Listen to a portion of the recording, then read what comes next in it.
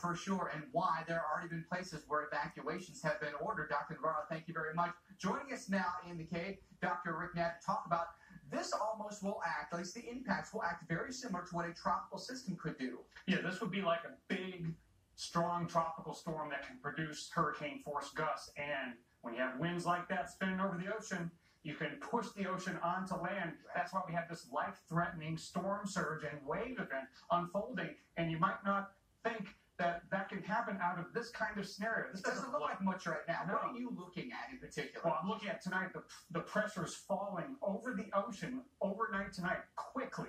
So you see the evolution in the European model, how you're going to have this big, strong area of low pressure really ramp up and get really large tomorrow.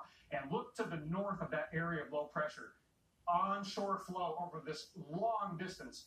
Very strong winds over a long distance for a long period of time, like Dr. Navarro was talking about. That's going to push the ocean into the New England coastline. Other areas will have coastal issues, but the big problem is going to be the coast of eastern Massachusetts, where you could see moderate to major coastal flooding. Now, if the Weather Service was issuing storm surge watches and warnings for fully non-tropical systems, this would be a candidate, because it's the same kind of thing. Right. You've got areas that could flood 3 feet or more above normally dry ground, and emergency managers are telling some of these communities to evacuate. So if you're told to evacuate tonight, you got to get out, because by tomorrow morning, things are going downhill quickly. We had Winter Storm Grayson in January, where we had the highest tides recorded there. This could rival that or maybe even surpass that. We could meet or exceed that. And some places on the Massachusetts coast that have never really flooded significantly before could flood this time. So don't let past storms dictate how you respond to this life-threatening situation.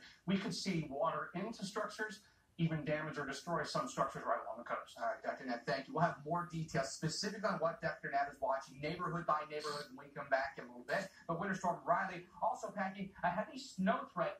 Winter storm warnings in effect in Detroit.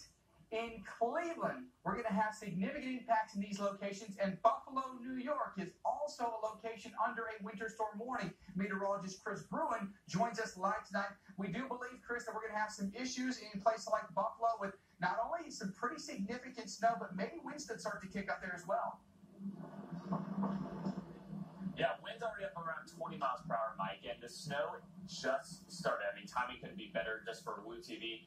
Again, this is the light stuff. It's about to pick up very quickly, and it's interesting to note we didn't even see rain. We went straight to snow. So that tells me that temperatures are cooling quicker than the forecast calls for. So with a cooler trend, that means more accumulating snow possible, especially as we go towards the overnight hours and especially throughout the morning on Friday. There's downtown Buffalo, right behind me, we're in Lafayette Square. There's the City Hall, a very iconic building here in Buffalo. And I can assure you, as we go through the night, you're not going to be able to see the top of that building with visibility is getting down to near zero. The National Weather Service here in Buffalo is saying it's going to be extremely dangerous, if not near impossible, for travelers overnight tonight and throughout the first half of your day on Friday. Take a look at some of these totals, and it looks like more and more likely we're going to be on the higher end of the spectrum.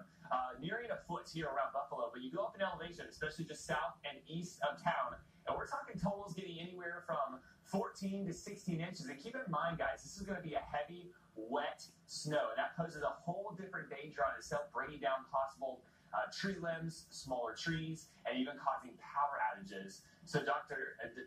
Tom Nizzle and Mike Bettis, that's a big concern. We're not dealing with the coastal impacts, but we got whole heavy wet snow, which is a whole different side of the story. Yeah, absolutely. It's going to cause some really tough travel conditions. This may go, Tom, right through the morning rush, which is going to make it a huge headache in the morning. Day after tomorrow, that movie.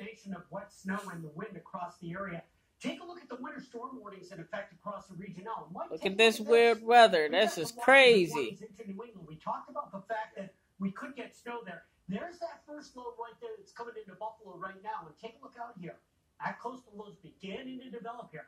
There is so much energy in this system. We got an exceptionally deep layer of moisture, a tremendous